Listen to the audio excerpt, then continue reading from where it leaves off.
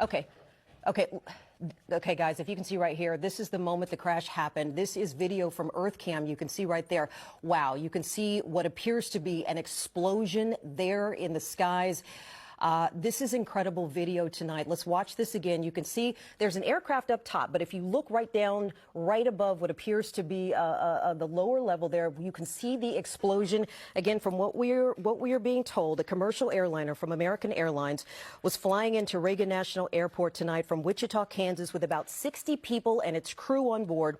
We are told that it crashed with a Black Hawk helicopter, and as you can see, the explosion and the smoke. We're still working to get more details. Please.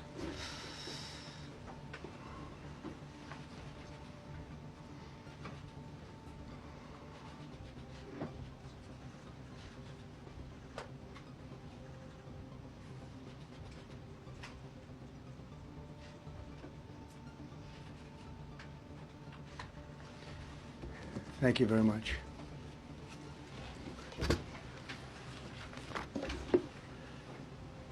I speak to you this morning in an hour of anguish for our nation. Just before 9 p.m. last night, an American Airlines regional jet carrying 60 passengers and 4 crew collided with an Army Black Hawk helicopter carrying 3 military service members over the Potomac River in Washington, D.C., while on final approach to Reagan National Airport. Both aircraft crashed instantly and were immediately submerged into the icy waters of the Potomac. Real tragedy.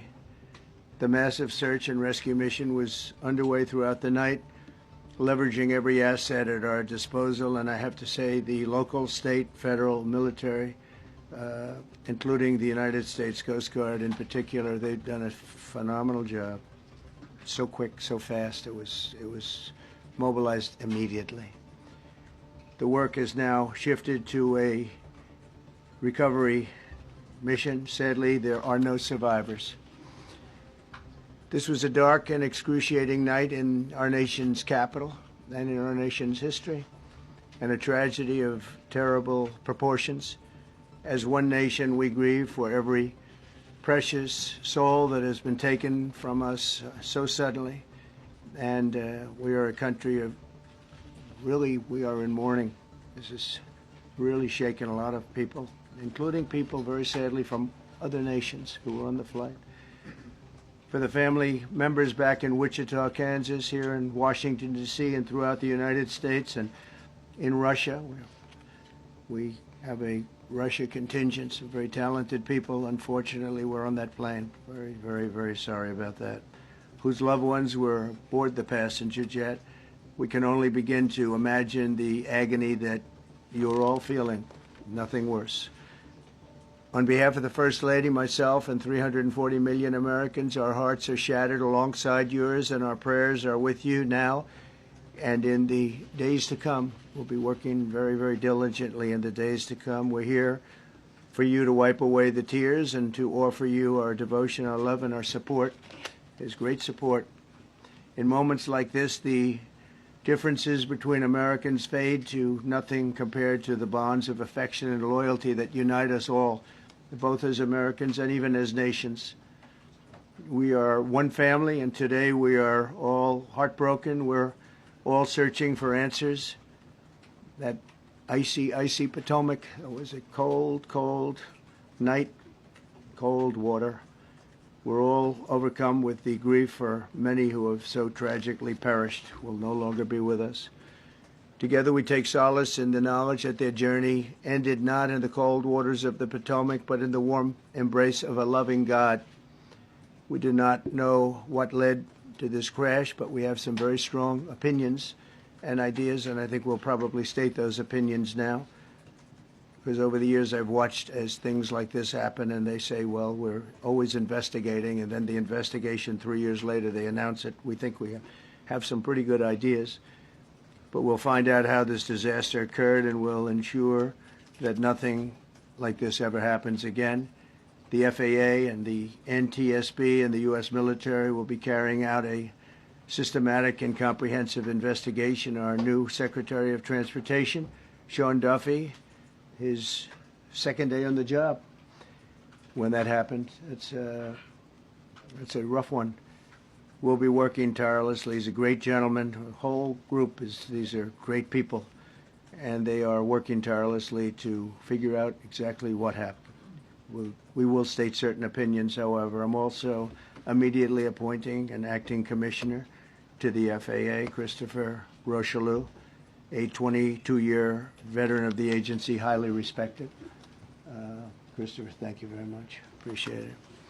We must have only the highest standards for those who work in our aviation system. I changed the Obama standards from very mediocre at best to extraordinary. You remember that. Only the highest aptitude, they have to be the highest intellect and psychologically superior people were allowed to qualify for air traffic controllers.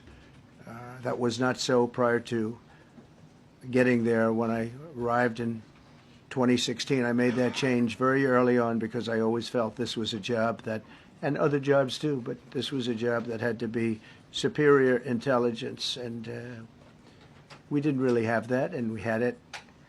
And then when I left office and Biden took over, he changed them back to lower than ever before. I put safety first. Obama, Biden, and the Democrats put policy first.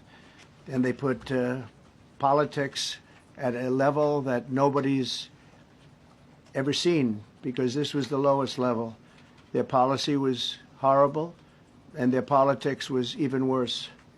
So as you know, last week, long before the crash, I signed an executive order restoring our highest standards for air traffic controllers and other important jobs throughout the country. So it was very interesting.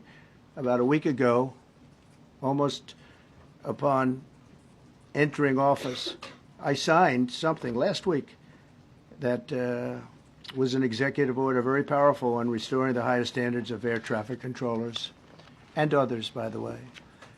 Then my administration will set the highest possible bar for aviation safety. We have to have our smartest people. It doesn't matter what they look like, how they speak, who they are. It matters intellect, talent, the word talent. They have to be talented, naturally talented geniuses. You can't have regular people doing that job. They won't be able to do it. But we'll restore faith in American air travel. I'll have more to say about that. I do want to point out that various articles that appeared prior to my entering office, and here's one. The FAA's diversity push includes focus on hiring people with severe intellectual and psychiatric disabilities. That is amazing. And then it says FAA says people with severe disabilities are most underrepresented segment of the workforce, and they want them in, and they want them, they can be air traffic controllers. I don't think so.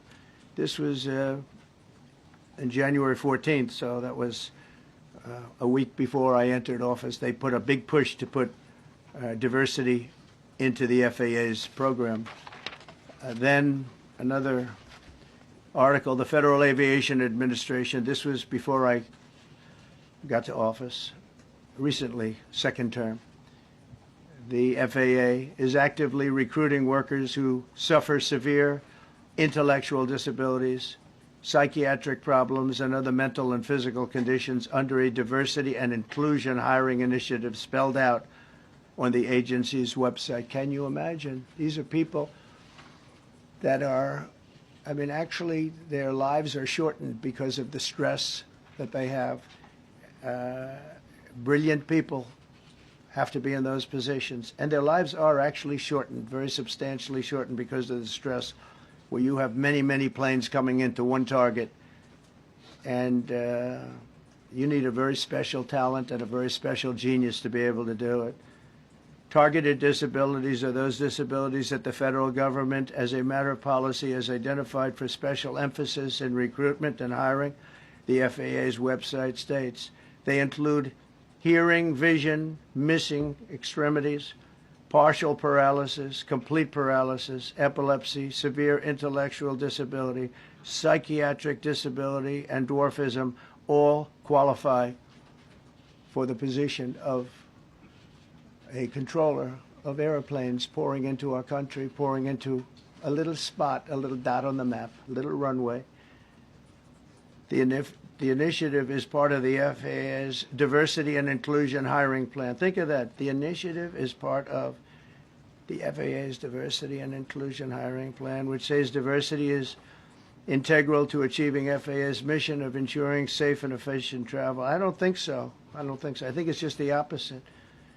The FAA website shows that the agency's guidance on diversity hiring were last updated on March 23rd of 22. They wanted to make it even more so.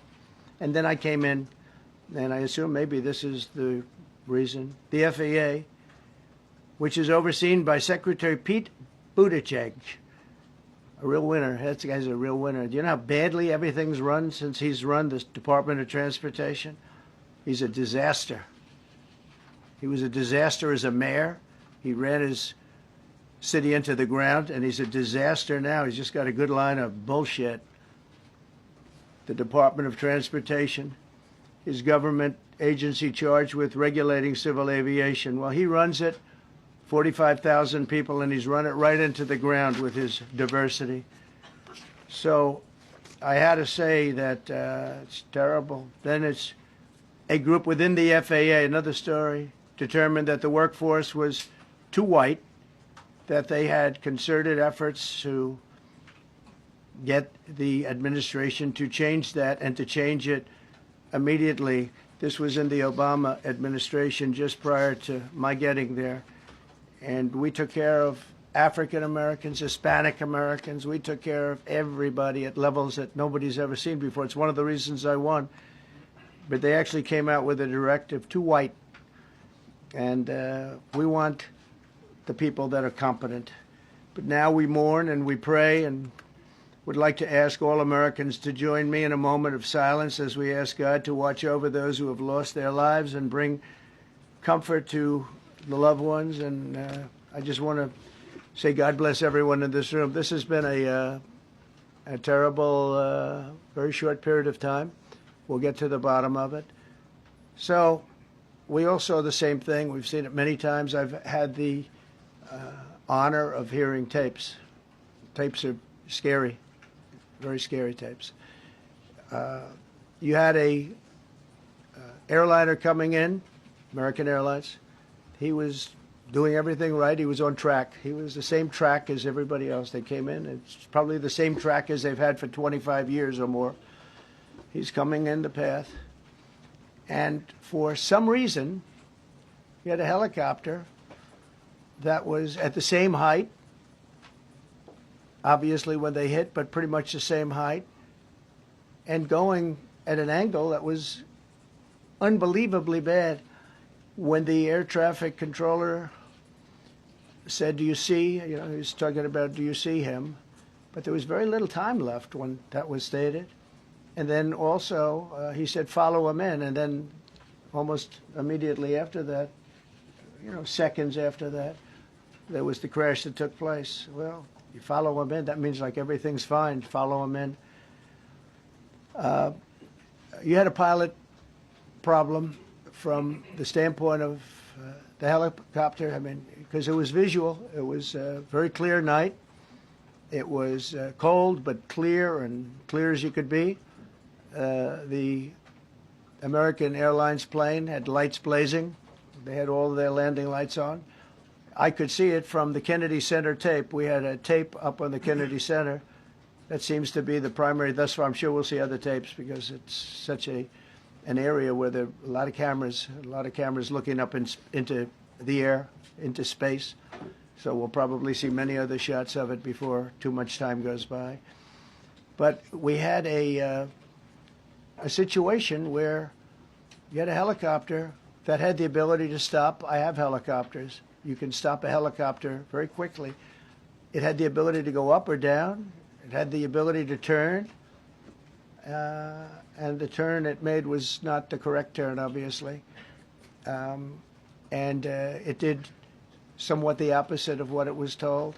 We don't know that would have been the difference because the timing was so tight. It was so little. There was so little time to think. But what you did have is you had vision.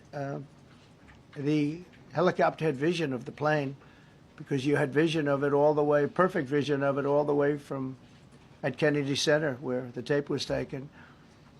And for some reason, there weren't adjustments made. Again, you could have slowed down the helicopter substantially. You could have stopped the helicopter. You could have gone up. You could have gone down. You could have gone straight up, straight down. You could have turned. You could have done a million different maneuvers. For some reason, it just kept going and then made a slight turn at the very end, and by that time it was too late. They shouldn't have been at the same height, because if it was at the same height, you could have gone under it or over it, and nobody realized, or they didn't say that it's at the same height. At the same height, still wouldn't have been great, but you would have missed it by quite a bit. It could have been 1,000 feet higher. It could have been 200 feet lower, but it was exactly at the same height, and somebody should have been able to point that out. So all of this is going to be studied, but it just seems to me, from a couple of words that I like to use, the words common sense, some really bad things happened, and some things happened that shouldn't have happened. So you had a helicopter going in an identical direction. You had a helicopter that was at the exact same height as somebody going in essentially the opposite direction. You had a plane that was following a track, which is a track that every other plane followed. And I don't imagine, I know I've heard today that they might have been following the preceding plane, which was pretty close, but not that close, the preceding plane. But you wouldn't have even been able to see that because of the direction that the helicopter was coming in at. So you had a confluence of bad decisions that were made, and you have people that lost their lives, violently lost their lives. We're going to take a few questions. I'd like to ask our new Secretary of Transportation to say a few words. Sean Duffy, great gentleman, just started.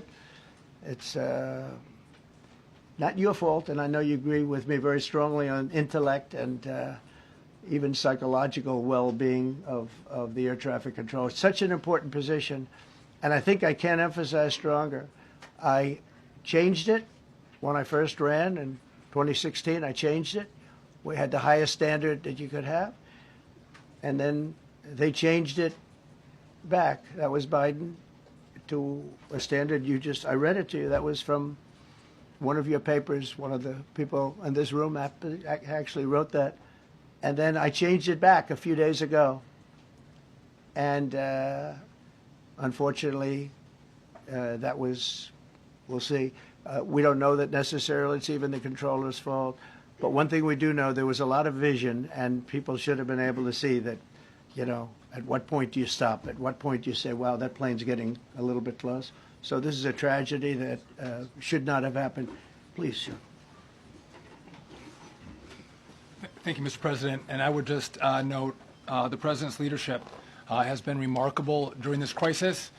We have had a whole of government response, local, state, federal, and when you see that kind of cooperation, it begins with the leadership in this body. So thank you for that, Mr. President. You make our jobs a lot easier.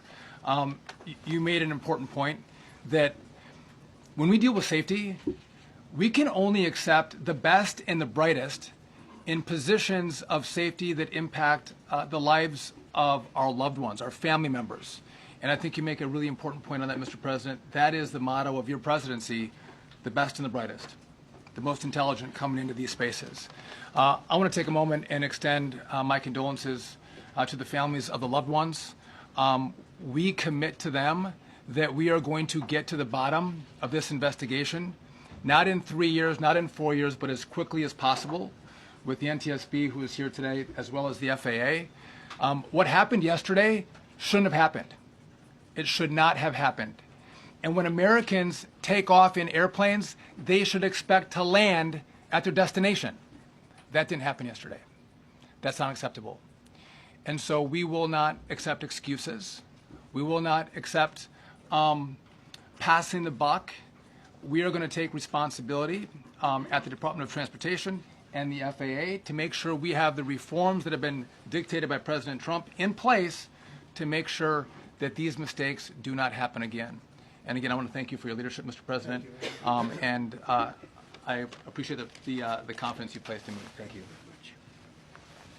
Pete, would you like to say something, please? Well, thank you, Mr. President. Again, I want to echo what the Transportation Secretary said about your leadership. From the moment we found out about this, we were in contact with the White House trying to determine exactly what happened. I would echo it as well. No excuses. We're going to get to the bottom of this. We first and foremost, from the Defense Department, want to pass our condolences to the 64 souls and their families that were affected by this. Never should happen. And certainly the 3 service members, the 3 soldiers, a young captain, staff sergeant, and a CW2, Chief Warrant Officer, on a routine annual retraining of night flights on a standard corridor for a continuity of government mission. The military does dangerous things. It does routine things on the regular basis. Tragically, last night, a mistake was made. And I think the president is right. There was some sort of an elevation issue that we have immediately begun investigating at the DOD and Army level. Army CID is on the ground investigating. Top-tier aviation assets inside the DOD are investigating, sir, to get to the bottom of it so that it does not happen again, because it's absolutely unacceptable. But I want to echo what the Transportation Secretary and you, Mr. President, said, because it pertains to the DOD as well. We will have the best and brightest in every position possible. As you said in your inaugural, it is colorblind and merit-based. The best leaders possible, whether it's flying Black Hawks and flying airplanes, leading platoons, or in government. The era of DEI is gone at the Defense Department, and we need the best and brightest, whether it's in our air traffic control, or whether it's in our generals, or whether it's throughout government. So thank you for your leadership and courage on that, sir, and we'll stand by you on it. Thank you. Very much. JD, please.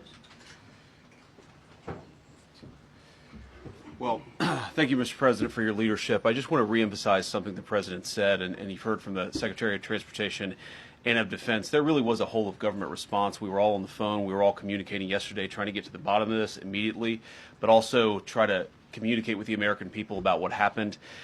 Something the President said that I think bears reemphasizing, which is that when you don't have the best standards in who you're hiring, it means, on the one hand, you're not getting the best people in government, but on the other hand, it puts stresses on the people who are already there. And I think that is a core part of what President Trump is going to bring and has already brought to Washington, D.C., is we want to hire the best people because we want the best people at air traffic control, and we want to make sure we have enough people at air traffic control who are actually competent to do the job. If you go back to just some of the headlines over the past 10 years, you have many hundreds of people suing the government because they would like to be air traffic controllers, but they were turned away because of the color of their skin. That policy ends under Donald Trump's leadership because safety is the first priority of our aviation industry. Thank you, Mr. President. Mr. President, on DEI and the claims that you've made, are you saying this crash was somehow caused and the result of diversity hiring? And what evidence have you seen to support these claims? It just could have been. We have a high standard. We've had a much higher standard than anybody else. And there are things where you have to go by brain power. You have to go by psychological quality. And psychological quality is a very important element of it. These are various very powerful tests that we put to use, and they were terminated by Biden. And Biden went by a standard that's the exact opposite. So we don't know, but we do know that you had 2 planes at the same level. You had a helicopter and a plane. That shouldn't have happened. And we'll see. We're going to look into that, and we're going to see. But certainly for an air traffic controller, we want the brightest, the smartest, the sharpest. We want somebody that's psychologically superior, and that's what we're going to have. Yeah. Yeah, please, go ahead. Mr. President, you mentioned at the top of the briefing that there were several Russian nationals on the flight.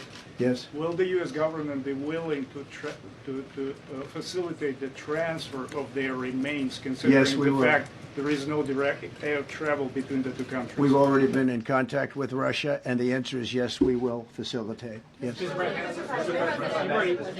Please, go ahead. Thank you, Mr. President. The situation in the Democratic Republic of the Congo is getting worse, even though President John Lorenzo has been mediating the conflict between Rwanda and the Democratic Republic of the Congo because he wants to bring peace and stability. The situation is really bad right now. I want to hear from Ms. President if you have any plan in the future to bring peace in the Well, you're Democratic asking me a Republic question of the about Congo. Rwanda, and it is a very serious problem. I agree, but I don't think it's appropriate right now to talk about it. But it is a very serious problem. We don't even yet know the names of the 67 people who were killed, and you are blaming Democrats and DEI policies and air traffic control and seemingly the member of the U.S. military who was flying that Black Hawk helicopter. Don't you think you're getting ahead of the investigation right now? No, I don't think so at all. I don't think with the names of the people. You mean the names of the people that are on the plane? You think that's going to make a difference? Does it comfort their families They to are hear you a blaming group of DEI people that have policies? lost their lives. If you want a list of the names, we can give you that. We'll be giving that very soon. We're in coordination with American Airlines. We're in coordination very strongly, obviously, with the military. But I think that's not a very smart question. But are you I'm blaming- surprised coming from you. Are you blaming your Please. Thank you. Please. Thank you, President Trump. Thank you for being here.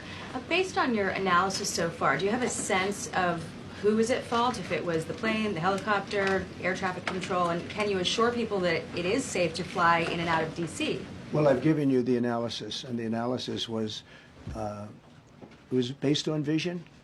You had a lot of people that saw what was happening. You had some people that knew what was happening. There was some warnings, but the warnings were given very, very late. You know, those warnings were given very late. It was almost as they were given. A few seconds later, there was the crash. It should have been brought up earlier. But the people in the helicopter should have seen where they were going. I can't imagine people with 20/20 vision not seeing, you know, what's happening up there. Again, they shouldn't have been at the same height. You're going in reverse directions or sideway directions. Obviously, you want to be at different heights. I see it all the time when I'm flying. You have planes going in the opposite. They're always lower. We're higher. So if somehow there's a screw up, there's not going to be a tragedy. It'll be close, but you know, there's never going to be a tragedy if you're at a different elevation. For whatever reason, they were at the same elevation. And also, from the American Airlines standard, he's along the track that every plane is along. You say, what was a helicopter doing in that track? It's very sad. But visually, somebody should have been able to see and taken that helicopter out of play, and they should have been at a different height. Thank you, sir. You mentioned the Russians that were on board that plane. What other nationalities were on board that passenger? There were a couple of others. We're going to be announcing it in about an hour. We have some very specific information. We're calling the countries. We've spoken to most of them, but there were some other countries represented. Mr. President, spoken to President Putin? I have not, no. Mr. President, on your executive Not about this. On your executive order, you've already issued an executive order you say will restore aviation safety. Right. This crash happened after that. Was the executive order successful, and what more needs to change to keep people safe? Well, you know, we issued it 3 days ago, and we're in the process of making those changes. This is something that should have been done a long time ago. Actually, my original order should have never been changed, and I think maybe you wouldn't have had this problem. Maybe. Yeah, please, go Yes, ahead. thank you. We see like everyday life that very often those diversity hires cause sometimes issues, as you just mentioned. So what plan do you have? Are we going to see some fire? Are you going to fire some of those diversity hire in the federal government? What plan do you have? I would say the answer is yes. If we find that people aren't mentally competent, you see the language. The language is put out by them. And if you see that, I'm not going to bore you by reading it again, but these are not people that should be doing this particular job. They'd be very good for certain jobs, but not people that should be doing this particular job. Mr. President, you have today blamed the diversity elements, but then told us that you weren't sure that the controllers made any mistake. You then said perhaps the helicopter pilots were the ones who made the mistake. It's all under investigation. I understand that. That's why I'm trying to figure out how you can come to the conclusion right now that diversity had something to do with this crash. Because I have common sense, okay? And unfortunately, a lot of people don't. We want brilliant people doing this. This is a major chess game at the highest level. when you have 60 planes coming in during a short period of time, and they're all coming in different directions, and you're dealing with very high-level computer work and very complex computers. And one of the other things I will tell you is that the systems that were built, I was going to rebuild the entire system, and then we had an election that didn't turn out the way it should have. But they didn't build the systems properly. They spent a lot of money renovating a system, spending much more money than they would have spent if they bought a new system for air traffic controllers, meaning the computerized systems. There are certain companies that do a very good job. They didn't use those companies. They used companies that should not have been doing it. No, I think it's very important to understand that for some jobs, and not only this, but air traffic controllers, they have to be at the highest level of genius. Okay.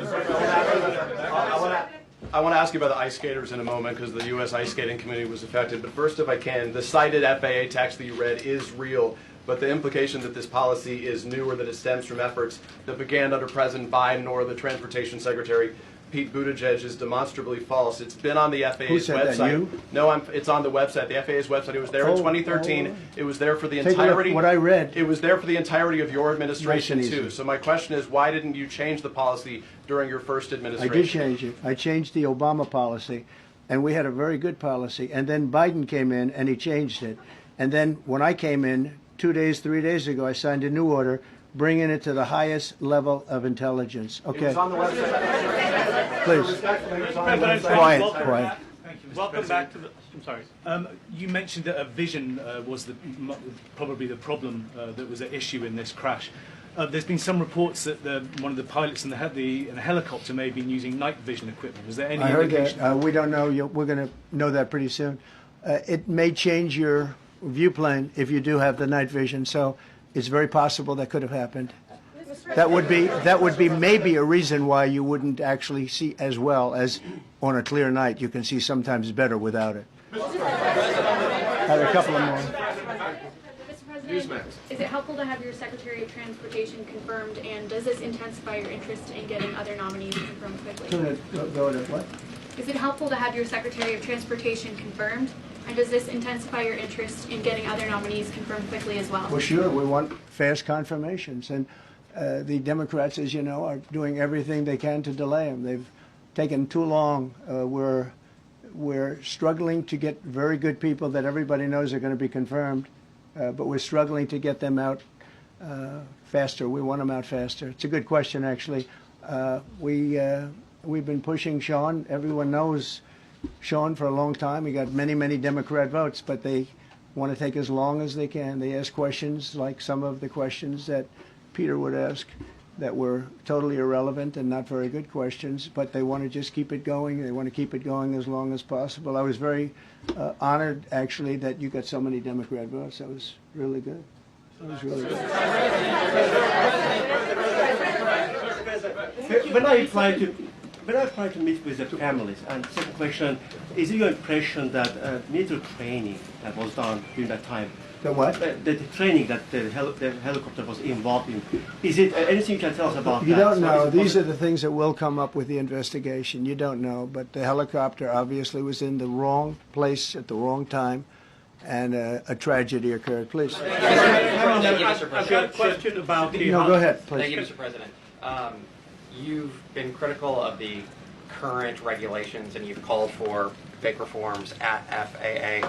I'm curious, sir, I made the reforms, actually. What is your message? 3 days ago, I made them. Yes, sir. What is your message then to the American public in the weeks and months ahead? Should they feel hesitant to fly? And if you could clarify perhaps something that the Defense Secretary said when he said that this helicopter was on a continuity of government mission? I don't know what that refers to, but they were practicing. They do that. They call it practicing, and they were, and that's something that should be done. It's only continuity in the sense that we want to have very good people, and that has to be in continuity, and that's what they refer to. But it was basically practice, and it was a practice that worked out very, very badly. Okay.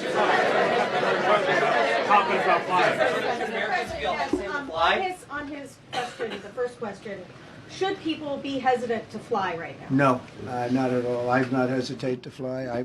This is something that it's been many years that something like this has happened, and the collision is just something that we don't expect ever to happen again. We are going to have the highest level people. We've already hired some of the people that you've already hired for that position long before we knew about this. I mean, long before. From the time I came in, we started going out and getting the best people because I said it's not appropriate what they're doing. I think it's a tremendous mistake. You know, they like to do things and they like to take them too far, and this is sometimes what ends up happening. Now, with that, I'm not blaming the controller.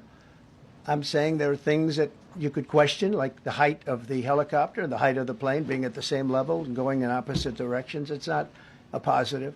But no, we're already hiring people. No, flying is very safe. We have the safest flying anywhere in the world, and we'll keep it that way. Thank you all very much. Thank you very much, everybody. I'm John Modlin, Chief of the U.S. Border Patrol's Tucson sector.